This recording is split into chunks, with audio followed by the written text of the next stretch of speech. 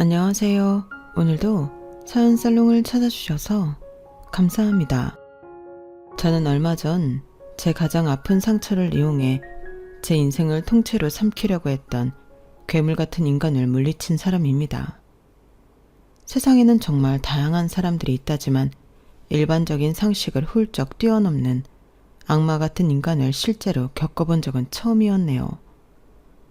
돌이켜 생각해보면 조상신이 도와주셨다고 밖에 생각할 수 없을 정도로 절제절명의 순간에 제 삶을 구원받게 되어 얼마나 다행인지 몰라요.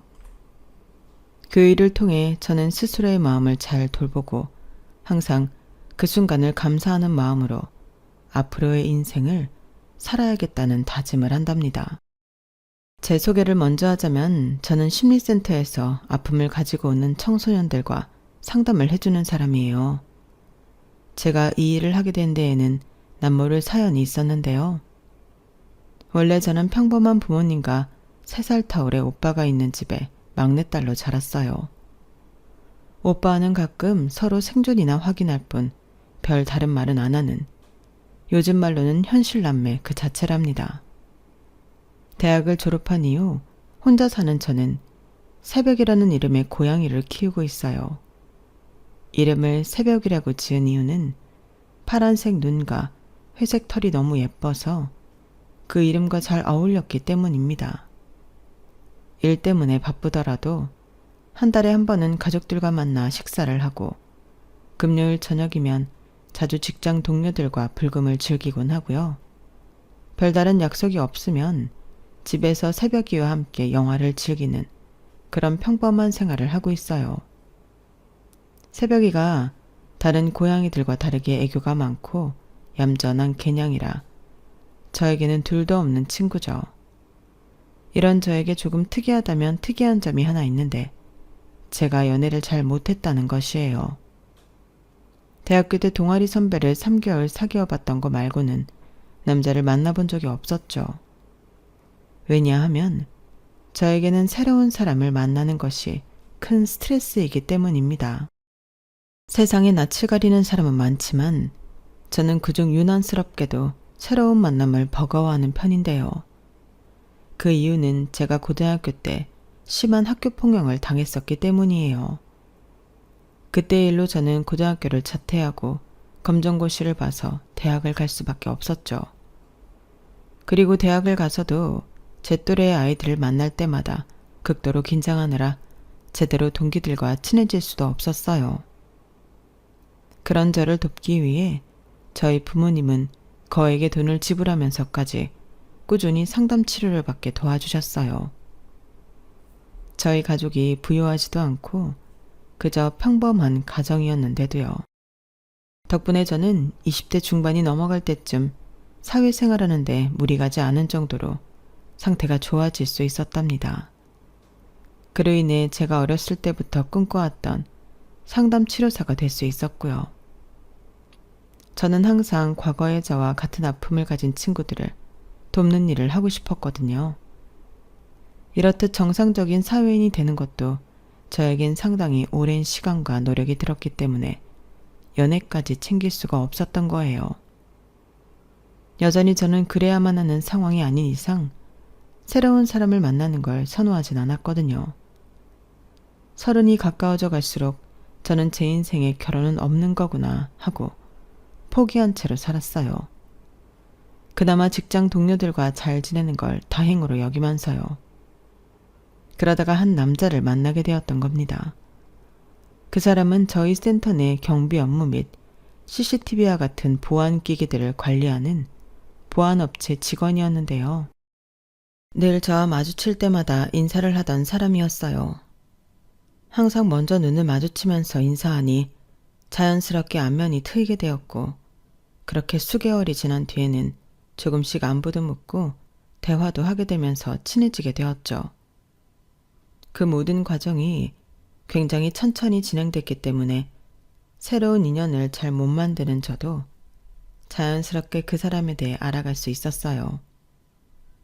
나중에 알고 보니 다른 사람들은 그 사람이 저에게 관심이 있어서 친해지라고 애써왔다는 걸 전부 알고 있었더라고요.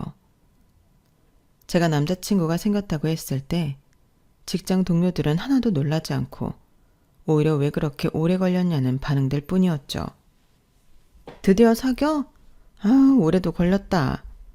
뭐야, 내가 그 사람이랑 사귈 거 알고 있었어? 누가 모르냐? 옛날부터 그렇게 티내고 다녔는데. 뻔히 다른 사람이랑 같이 있어도 너한테만 꼬박꼬박 인사하고 갔잖아. 그래? 나는 계속 같이 식사하자고 해서 그때 나 좋아하나 싶었는데. 야, 그때 우리는 숨 넘어가는 줄 알았어. 참나. 과장님들은 내기도 했다고? 뭐? 내기? 그래, 이번 달에 사기나 다음 달에 사기나 내기하셨다더라. 근데 대부분 내년에 사귀는데 걸었어. 참나, 나도 눈치 있거든. 뭐래, 너 되게 없거든? 동료들은 저더러 눈치가 없다며 한동안 놀렸지만 어쨌든 좋은 사람을 만나 다행이라면서 저의 연애를 축하해 주었어요. 실제로 그 남자는 정말 괜찮은 남자였어요. 저보다 1살 어린 나이였음에도 연하남으로 느껴지지 않을 정도로 젠틀하고 성숙한 사람이었죠. 경비업체에서 일을 해서 그런지 듬직한 느낌도 있었어요. 가끔은 우유부단한 저를 대신해 강단 있는 모습도 보였죠. 거절을 잘 하지 못해 이 일 저 일 모두 떠맡아야 했던 제가 그 남자의 말을 듣고 시킨 대로 행동했더니 더 이상 저에게 과한 업무를 시키지 않아서 놀랐던 적도 있었고요. 자기 말대로 거절하니까 정말로 그 다음부터는 나를 잘 안 부르셔. 거봐, 내 말이 맞지? 정중하고 예의 있게 말씀드리면 다 된다니까. 내가 말해준 대로 토시 하나 안 틀리고 그대로 말했지. 조금 다르게 하긴 했는데 그래도 버벅거리거나 과하게 웃진 않았어. 다음부터는 내가 한 말 그대로 따라서 해봐봐. 알았지? 시간이 지나면서 저는 점점 더 그 남자에게 의존하는 일이 많아졌고 그 남자는 그런 저를 귀찮아하는 티 하나도 없이 다 받아주었어요. 그뿐만이 아니라 제 과거의 트라우마까지도 전부 품어주었죠. 그러다 보니 저희는 1년 만에 급속도로 깊은 사이가 되었는데요.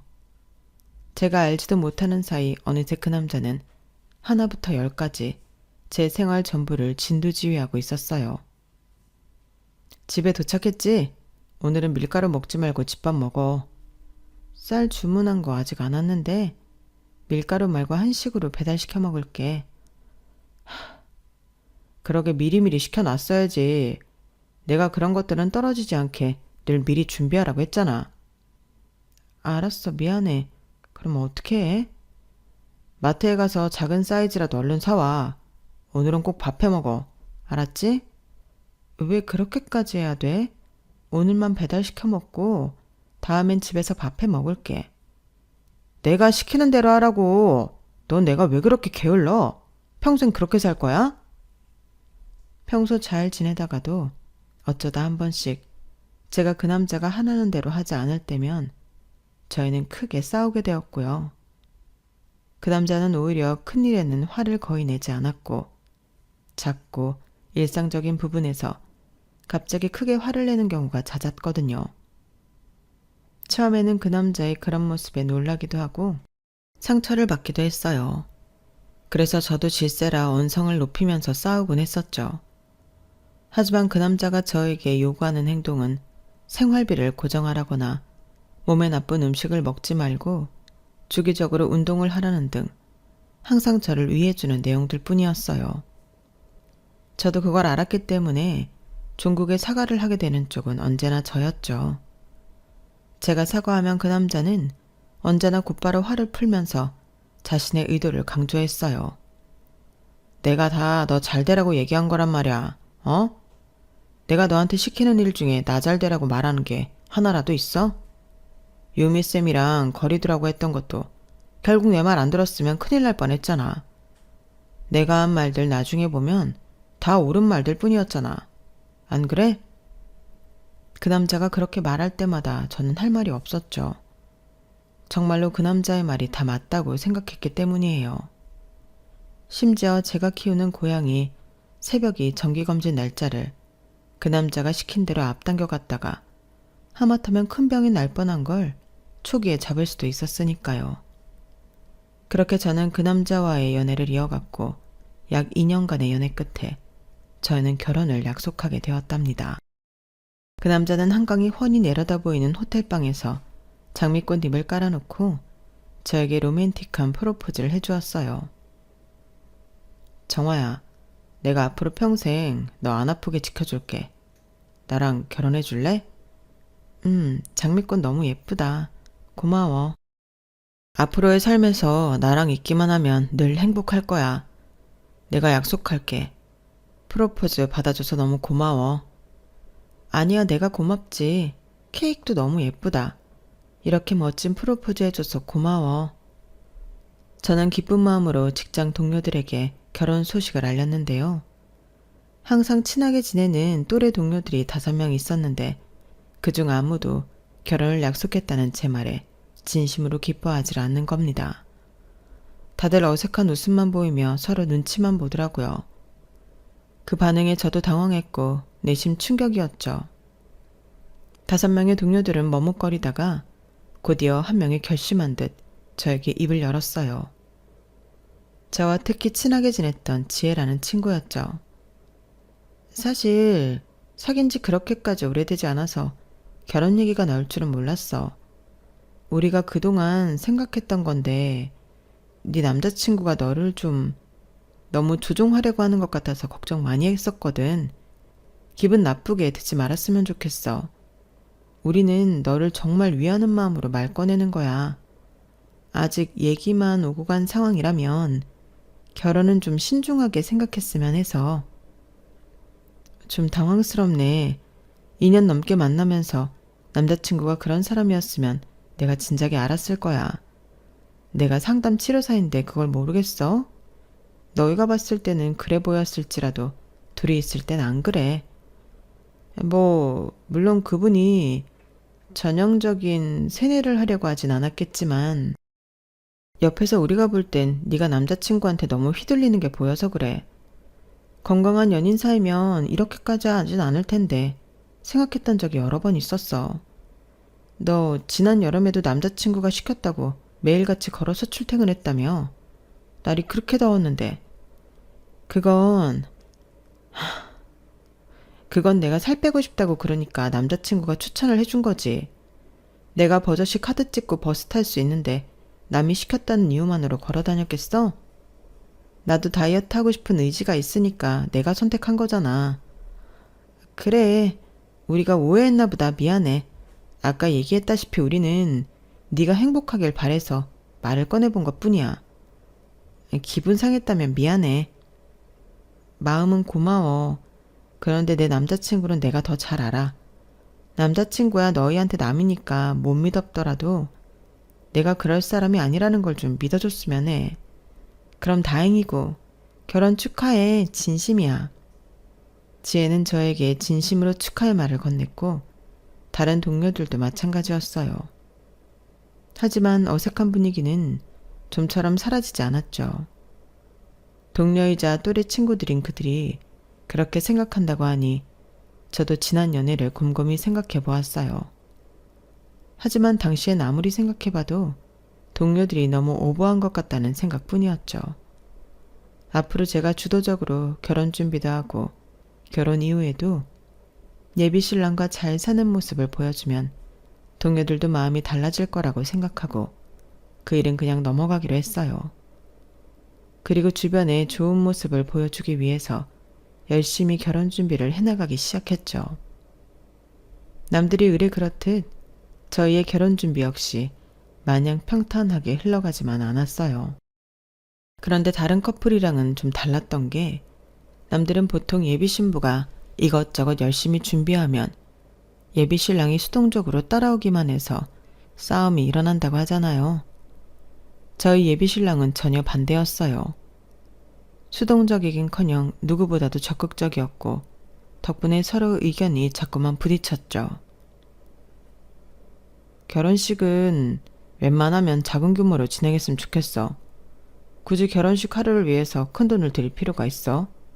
차라리 그 돈으로 혼수를 더하는 거, 그런 게 이득이야. 나야 괜찮은데 부모님이 문제지. 부모님이 워낙 지인들이 많으니까. 애초에 우린 양가 부모님 다 6남매, 7남매셔서 가족만 해도 엄청 많단 말이야. 예식장은 큰 곳으로. 그럼 지인들을 조금만 불러야겠네. 참, 그럼 직장 동료들 다 부르지 마. 괜히 분위기만 어수선해지니까 최소한만 추려서 불러. 특히 지혜씨는 뺐으면 좋겠어. 어떻게 그래, 다 같이 올 텐데. 애초에 지혜만 빼고 청첩장을 어떻게 돌려?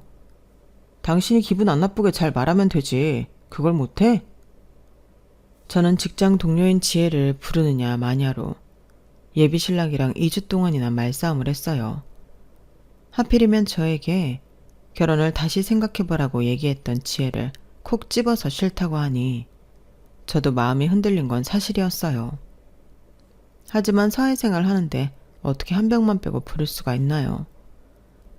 저는 그건 절대로 불가능한 일이라고 계속 예비신랑을 설득했고 결국 저희는 지혜를 부르긴 부르되 결혼 이후에는 거리를 두고 지내기로 약속을 하고 극적인 화해를 했어요.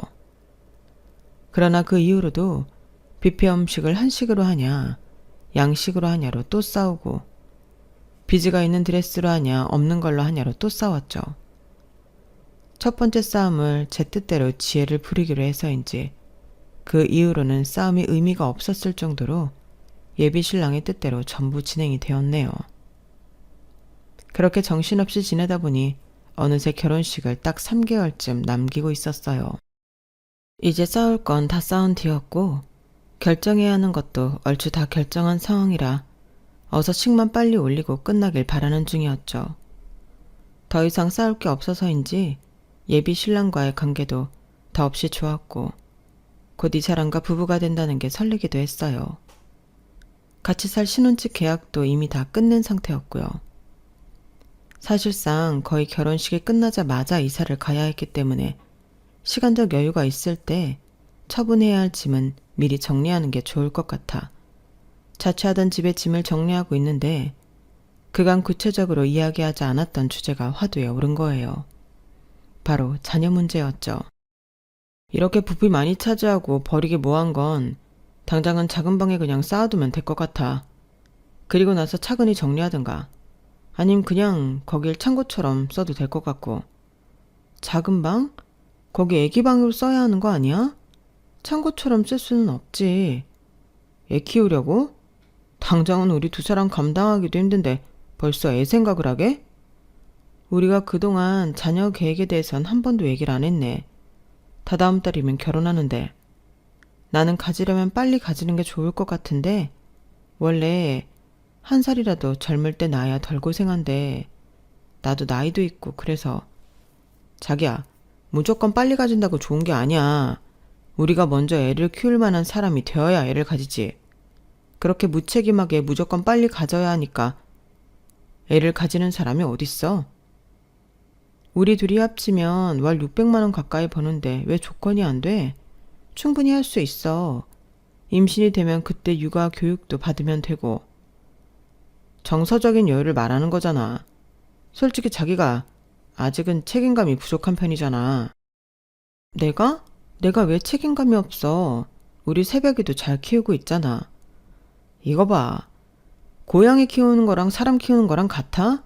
그 둘을 비교하는 것부터가 자기가 아직도 정신적으로 어리다는 게 나타나는 거라고. 저는 예비 신랑의 말을 받아들일 수가 없었고 저희는 그 일로 며칠 동안이나 말다툼을 했습니다. 하지만 예비 신랑은 제가 과거 학폭을 당했던 트라우마까지 이야기하며 저는 아직 그때의 일에서 벗어나지 못해 정서적으로 불안정하다는 얘기를 몇 번이나 했어요. 그런 예비 신랑의 말에 저는 굉장히 화를 냈는데요. 짐 정리를 마친 뒤 약 보름쯤 뒤에 끔찍한 일이 벌어지는 바람에 화를 냈던 것도 전부 잊혀지고 말았어요. 어느 날 집으로 돌아왔는데 제가 키우는 고양이 새벽이가 사라진 것이었어요. 눈에 안 보이더라도 집안 어딘가 있다면 사료랑 물이 전부 비워져 있어야 했는데 그것도 전부 그대로였고 집에 설치해둔 카메라는 거실과 안방만 보고 있어서 현관문이나 창문은 보이질 않았거든요. 그래서 새벽이가 언제 나간 건지 감도 잡을 수가 없었죠. 패닉 상태에 빠진 저는 예비 신랑에게 곧바로 전화해 이 일을 알렸고 곧바로 달려와준 예비 신랑과 함께 집 안과 근처 건물을 샅샅이 뒤져보아도 결국 새벽이는 찾을 수 없었어요. 9년이나 함께했던 새벽이를 그렇게 잃고 나니 저는 엄청난 상실감과 우울증에 빠지고 말았죠. 새벽이는 드레스룸에 있는 창문으로 나간 것 같은데 왜인지 모르게 방충망이 모두 열려 있더라고요. 저는 그동안 내가 방충망이 어디 열려 있는 줄도 모를 정도로 집안 관리를 제대로 못하고 있었다는 점에서 죄책감이 굉장히 심하게 들었어요. 또 안락한 집을 놔두고 새벽이가 밖으로 나가 돌아오지 않았을 정도로 내가 좋은 주인이 아니었나 하는 자괴감도 들었고요. 혹시 잠깐만 나갔다 오려고 했는데 큰 변을 당했나 하는 불안감까지 들면서 그야말로 지옥 같은 나날을 보내고 있었습니다. 예비 신랑은 그런 저에게 매일같이 찾아와 곁을 지켜주며 달래고 위로해 주었어요. 사람이 실수할 수도 있지. 괜찮아.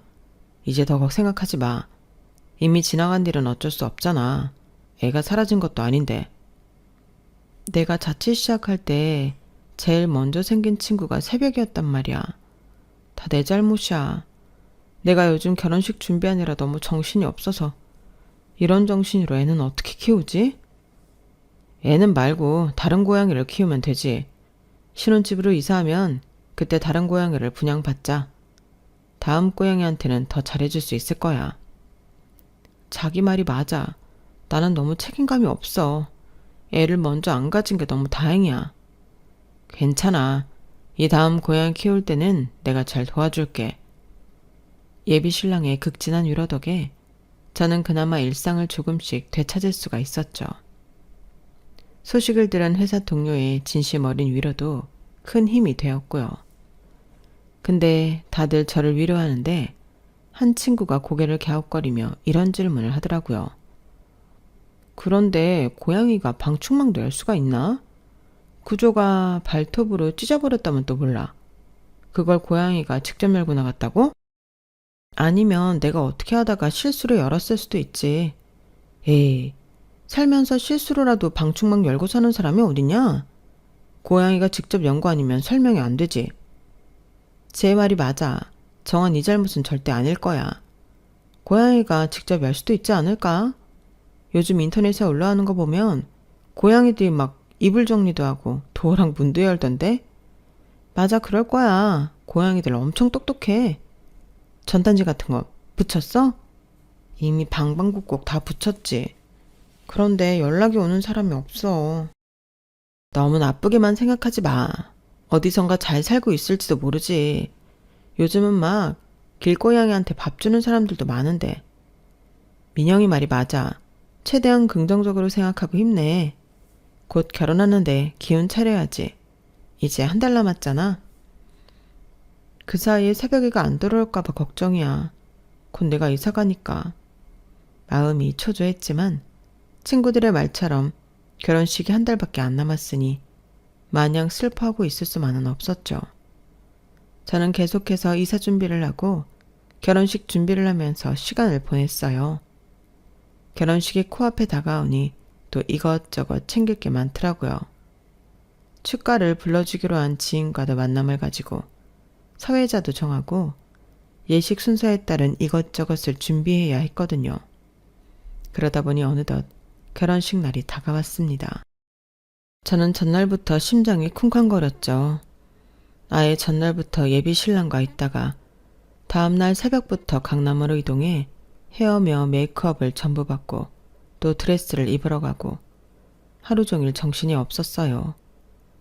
예식장 직원들도 돌아가면서 찾아와 별의별 거를 다 물어보고 가고 하객들도 한두 명씩 오기 시작하면서 어느새 인산인해를 이루게 되었어요. 다른 홀에서도 결혼식이 진행되니까 하객만 해도 몇백 명이 홀에 서 있었고 온 건물이 사람 소리로 가득 찬 것 같았죠. 저도 제 하객을 맞이하느라 얼굴 근육에 경련이 올 정도로 웃고 있었는데요. 한참 하객들이 몰려올 때 저희 회사 동료들이 찾아왔어요. 적당한 시간대에 와서 당연히 반가운 마음으로 맞으려고 했는데 회사 동료들의 표정이 하나같이 저승사자라도 되는 양 어두운 겁니다. 그러더니 2명의 친구가 총대를 메고 하객들을 뒤로 물리더군요. 저는 이게 대체 무슨 일인가 싶었는데 지혜가 저에게 심각한 얼굴로 다가왔어요. 왜 그래? 대체 무슨 일이야? 정화야, 너 마음 단단히 먹어? 갑자기 왜 그래, 무섭게. 네가 꼭 봐야 할 게 있어. 저기 기사님, 저희끼리 얘기 좀 하게 잠시 자리 좀 비켜주세요. 결혼식 전에 꼭 이야기해야 돼? 식 이제 20분도 안 남았어. 그 전에 네가 꼭 봐야 해. 정화야, 제발. 이거 한 번만 봐봐. 직장 동료들은 사진 기사님과 예식장, 드레스샵 관련 직원들까지 전부 밖으로 내보내고 저에게 핸드폰을 내밀었어요. 예상치 못했던 이 모든 일이 왠지 불길해 보여 저는 얘기가 듣기 싫어지더군요. 하지만 제가 거부하기도 전에 지혜가 핸드폰으로 영상 하나를 틀어주었어요. 한눈에 예비 신랑이 찍힌 영상이라는 걸 알아볼 수 있었죠. 그리고 영상을 본 저는 그야말로 경악을 하고 말았습니다. 그 영상은 제가 사는 아파트 CCTV 영상이었는데요. 날짜가 바로 제 고양이 새벽이가 사라졌던 그날이었죠. 제 집에서 새벽이 뒷덜미를 잡고 나오는 예비 신랑의 모습이 가장 먼저 보였어요. 새벽이는 발버둥을 치고 있었고 예비 신랑은 엘리베이터를 타면서 새벽이를 억지로 캐리어에 집어넣더군요. 캐리어를 잠궈버린 예비 신랑은 아파트 주차장으로 내려갔어요. 캐리어를 신경 쓰다가 앞을 잘 못 보고 걸어가던 예비 신랑은 그 앞에 주차하려던 오토바이와 순간 치일 뻔하더군요. 그런데 예비 신랑이 오토바이 운전자에게 말을 거는 듯 하더니 갑자기 고양이가 든 캐리어로 오토바이 운전자의 헬멧을 수차례 내려치는 거예요. 소리가 없는 영상으로 보아도 엄청나게 소리를 지르는 게 느껴질 정도로 예비 신랑은 자기 분노를 주체하지도 못하더군요. 마지막으로 사람이 타고 있는 오토바이를 발로 뻥 차버린 예비 신랑은 자기 차로 씩씩대며 돌아갔어요. 예비 신랑의 차가 주차장을 빠져나갈 때까지 오토바이 운전자는 남편을 몇 번 돌아보다가 자리를 뜨셨고요. 영상이 끝나고 나니 저는 너무나 큰 충격을 받고 혼란스러웠어요. 정아야, 이거 네 예비 신랑 맞지? 맞아. 나 지금 너무 충격이라서 어떻게 해야 할지 모르겠어. 나 어떻게 해야 해? 혼인신고는 했어? 아직 안 했지? 이 결혼 계속 할 거야? 혼인신고는 아직 안 했지만 잘 모르겠어. 지금 당장은 너무 충격적이라 머리가 새하얗기만 해. 고양이부터 찾아야 하지 않을까? 남편 차에 내비게이션 보면 기록 나올 거 아니야. 아직 기록이 남아있다면 고양이를 어디로 데리고 갔는지 확인할 수 있을 거야. 그래, 일단 그것부터 해야겠다. 나 좀 도와줄래? 저는 예비 신랑과 특히 우호적으로 지냈던 친구에게 얼른 물품 보관해 놓은 곳으로 가 예비 신랑의 차키를 좀 가져다 달라고 부탁했어요. 저는 그 사이 후다닥 드레스를 벗어버리고 일상복으로 갈아입었죠. 친구가 차키를 가져오자마자 저와 지혜는 주차장으로 내려갔어요. 나머지 동료 친구들은 계속 신부 대기실 문을 막고 버텨주었죠. 저희는 숨가쁘게 지하주차장으로 내려가 예비 신랑의 차를 열었어요. 그날 아침에도 같이 타고 왔던 차였는데 그 안에 이렇게 끔찍한 비밀이 있을 줄은 몰랐죠. 저희는 떨리는 손으로 내비게이션 기록을 확인했어요. 그 결과 CCTV 영상이 찍힌 날짜에 뜬금없이 가평 휴게소가 찍혀 있는 것을 확인했고 저희는 얼른 그 화면을 사진으로 찍었죠. 이것만 가지고 어떻게 새벽이를 찾아? 가평 휴게소에서 어디로 갔는지 안 나오는데? 블랙박스 영상 보면 되잖아. 이건 남편 거라서 나는 이거 다룰 줄 모르는데 그냥 통째로 가져와. 지금 세세하게 볼 시간 없잖아. 그래, 그냥 뜯어가자. 저는 블랙박스를 통째로 뜯어갔고 다시 지혜와 함께 후다닥 신부 대기실로 올라갔어요. 이미 사회자가 예식이 시작되었다고 안내를 하고 있었고 신부 대기실엔 친구들이 저희를 기다리고 있었죠.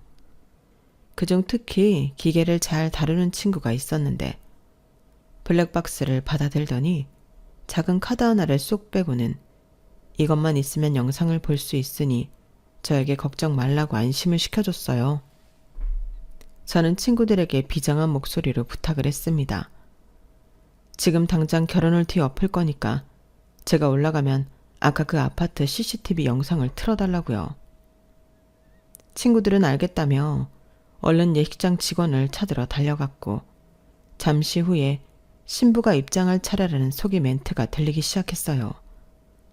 그 순간에는 조금 떨리긴 했지만 모든 일들이 너무 급박하게 벌어지다 보니 평소답지 않게 제가 긴장감을 억눌러 버리더라고요. 새벽이를 생각하니 도리어 정신이 또렷해지는 것 같았죠. 예식장 직원들이 신부 화장을 하고 청바지에 티셔츠를 입은 절 보더니 눈이 휘둥그레지더군요. 저는 신랑 모르게 준비한 서프라이즈로 둘러댔고 그 차림 그대로 버진로드로 올라갔습니다. 저를 발견한 예식장 안 하객들은 헉 하고 놀라는 소리가 여기저기서 들려왔어요. 사람들의 웅성거리는 소리가 순식간에 퍼졌죠. 예비신랑은 벙찐 표정으로 절 봤다가 이내 굉장히 화가 난 표정으로 절 노려봤어요. 너 지금 이게 뭐하는 짓이야? 하객들 다 불러놓고. 결혼 뒤집어 엎으려는 짓이다. 왜? 네가 나한테 화를 낼 자격이나 있어? 미쳤어? 지금 우리 부모님도 와 계신데. 그래, 니네 부모님, 가족, 친척분들 다 와 있으니 물어볼게. 넌 대체 뭐가 부족하게 자랐길래 사이코가 됐니? 어? 뭐라고? 사이코? 마치 기다렸다는 듯이 그 순간 친구들이 아파트 CCTV 영상을 틀었어요. 하객들은 영상을 보며 어머, 저거 동훈이 아니야? 하고 바로 예비신랑을 알아보았죠. 이후 예비신랑이 폭력적인 행동을 하는 장면이 나왔을 때 하객들은 깜짝 놀라 웅성거렸어요. 예비신랑은 당황한 듯 귀가 새빨개졌다가 이내 얼음같이 차가운 표정을 짓더군요. 저는 그 순간 그렇게 감정 없이 차가운 표정이 예비신랑의 본 모습이라는 걸 깨달았죠. 예비신랑의 민낯에 치가 떨린 저는 저도 놀랄 만큼 날카로운 목소리로 물어봤어요. 우리 새벽이 어쨌어? 어디로 데려갔냐고. 대체 왜 이런 끔찍한 짓을 저지른 거야? 네가 애를 낳네 어쩌네 개소리를 하니까 그렇지. 고양이에만 정신 팔려서 사는 여자가 뭔 놈의 애를 낳겠다고. 뭐? 고작 그딴 이유로 새벽이를. 그리고 저 오토바이 운전자는 너 저분한테 한 짓 명백히 폭행이고 불법이야. 어떻게 사람한테, 그것도 우리 새벽이가 들어있는 캐리어로 그딴 폭행을 저지를 수가 있어? 너도 족골나고 싶지 않으면 닥쳐. 내가 괜히 그랬어? 네가 계속 세상 돌아가는 거 하나도 모르면서 철딱서니 없이 구니까 그런 거잖아. 내가 나 좋으라고 그랬어? 너 정신 차리게 하려고 그런 거잖아. 너 잘 되라고. 정신이 나갔구나. 지금 나 잘 되려고 한 생명을 버렸다고? 제정신이야? 이딴 식으로 때와 장소 못 가리고 제멋대로 구니까 학교 친구들한테 쳐 맞고 다니긴 하지. 성인이 다 되어서도 친구들한테 좀 맞은 거 가지고 징징거리긴 하고. 정화야, 너는 네가 얼마나 비상식적이고 괴짜인지 몰라? 나니까 너 챙겨주고 살겠다고 한 거지. 결혼식 이딴 식으로 파토 내고 나랑 헤어지면 너 평생 혼자 살 거야? 예비신랑의 입에서 나온 말들은 평소 싸울 때마다 반복했던 똑같은 레퍼토리의 이야기들이었어요. 그전엔 몰랐지만 수많은 하객들 앞에서 그 소리를 들으니 알겠더군요.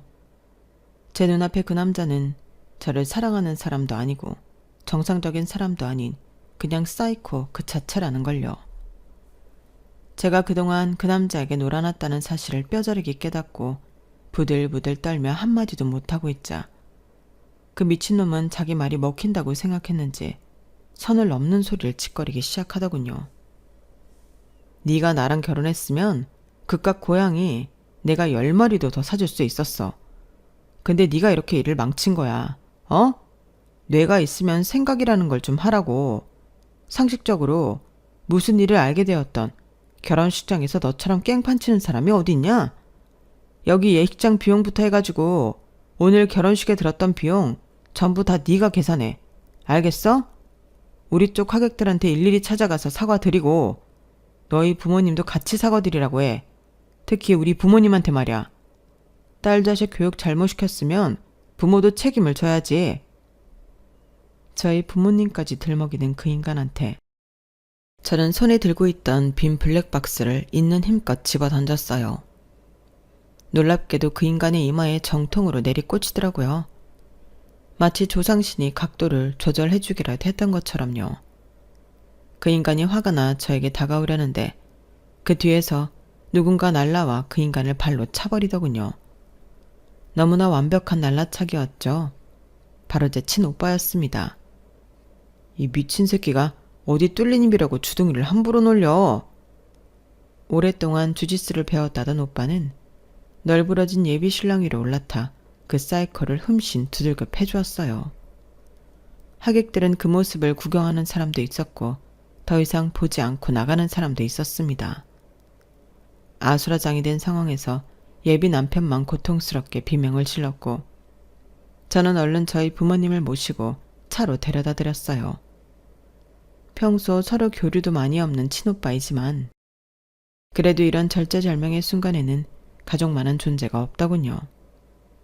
저희는 서로 눈빛만으로 소통을 하고 각자의 역할에 충실했거든요. 부모님을 차에 데려다 드리고 와도 오빠에게 깔려있는 예비 신랑에게 저도 다가가 머리털을 몇 움큼 뽑아버렸습니다. 못돼 처먹은 그놈이 만신창이가 되고 나서야 저희는 예식장을 홀가분하게 빠져나올 수 있었네요. 이후 저희는 복잡하고 긴 과정들을 겪어야만 했습니다. 저희 부모님은 당연히 노발대발하시며 그놈을 당장 족치겠다고 화를 내셨고 저는 한참이나 부모님을 진정시켜드려야만 했어요. 예비신랑은 저희 오빠를 폭행으로 감방을 보내겠다며 난리를 쳤지만 예비신랑이 맞은 걸 구경하며 영상을 찍어갔던 수많은 예비신랑 측 하객 중 아무도 영상 증거를 제공해주지 않았다고 해요. 얼마나 평소 인간관계가 좋지 않았으면 그랬을까요? 저는 오히려 예비신랑이 제가 없을 때 불법으로 가택 침입을 해 고양이를 납치해갔던 것을 전부 법적으로 처리해버렸답니다. 이 사건이 벌어지긴 전엔 몰랐는데 예비신랑은 그 전에도 폭력 전과가 4번이나 있었던 사람이었어요. 그 사실을 알자마자 저희 부모님은 당장 사기 결혼으로도 고소하라고 성호하셨고 실제로 그 죄가 인정되어 그 사이코 같은 인간은 도리어 본인이 감방에 들어가게 되고 말았답니다. 그리고 저는 기적적으로 제 고양이 새벽이를 찾게 되었어요. 블랙박스 영상을 살펴보니 그 나쁜 놈이 제 고양이를 캐리어째 가평 시골 한 복판에 버리고 왔더라고요. 저는 제 동료 친구들과 함께 마지막으로 그 인간이 정차했던 곳을 영상을 통해 어렵게 찾아갔고 그 동네에서 열심히 전단지를 뿌린 결과 새벽이를 찾을 수 있었답니다. 다만 새벽이를 거두어간 분은 혼자 사시는 할머니셨는데 어찌나 새벽이를 잘 봐주시고 계시던지 털에도 윤기가 가득했고 살도 포동포동하게 올라와 있더라고요. 제가 고양이를 잃어버려 되찾으러 왔다고 하자 버릴 땐 언제고 무책임하게 다시 찾으러 왔냐며 빗자루를 들고 내쫓으려고 하셔서 자초지종을 설명드리고 어렵게 오해를 풀었죠. 하지만 제가 보아도 제 고양이인 새벽이가 할머니와 더 평화롭게 잘 지내고 있는 것 같아 혼자 서울로 올라오기로 했어요. 대신 시간이 날 때마다 할머니 댁에 방문을 드리기로 약속을 했죠. 사이코 같은 놈에게서 극적으로 벗어나 모든 보상까지 받은 뒤 저는 안식년을 가지기로 결정했답니다. 회사에서도 잘 생각했다고 격려해 주었고 동료 친구들 역시 편히 쉬고 오라며 제 등을 두드려 주었죠. 괜히 바른 소리를 했다가 한동안 사이가 멀어질 뻔했던 지혜와는 따로 몇 번 더 만나 사과도 하고 함께 술도 기울이며 그간의 일들을 훌훌 털어내버렸어요. 덕분에 오히려 지금은 세상에 둘도 없는 친구 사이가 되었답니다. 일을 쉬게 된 요즘에 저는 요가 학원을 열심히 다니며 제 몸을 돌보고 명상도 자주 하며 제 마음의 건강에도 신경을 쓰고 있어요. 제가 과거의 트라우마를 다 이겨냈다고 생각했는데 전혀 그렇지 못했더라고요. 제 트라우마를 오히려 이용해서 저를 서서히 세뇌시키고 지 입맛대로 휘두르었던 악마 같은 놈에게 엮일 뻔한 만큼 마음이 유약했구나 깨달았어요. 다시는 그런 일을 겪지 않도록 정신적으로 더 단단한 사람이 되기 위해 책도 많이 읽고 독서 모임도 나가고 그렇게 일상을 보내고 있답니다. 어쩌면 그 사이코를 겪은 뒤 제가 더 성숙한 사람이 될 수 있었던 것도 같네요. 지금까지 저의 이야기를 들어주셔서 감사합니다. 현실에서 만나는 악마들은 책이나 TV에서 나오는 것처럼 명확하게 보여지지가 않고 훨씬 교활한 모습을 띠고 있다는 걸 제 사연을 통해 많은 분들이 아셨으면 좋겠네요. 저는 앞으로도 과거의 아픔은 묻은 채 더욱 단단한 사람이 되기 위해 노력할 겁니다. 이 글을 읽는 분들도 각자의 아픔을 이겨내실 수 있길 바라겠습니다. 감사합니다. 여러분, 사연 댓글에 응원과 현명한 조언 부탁드려요.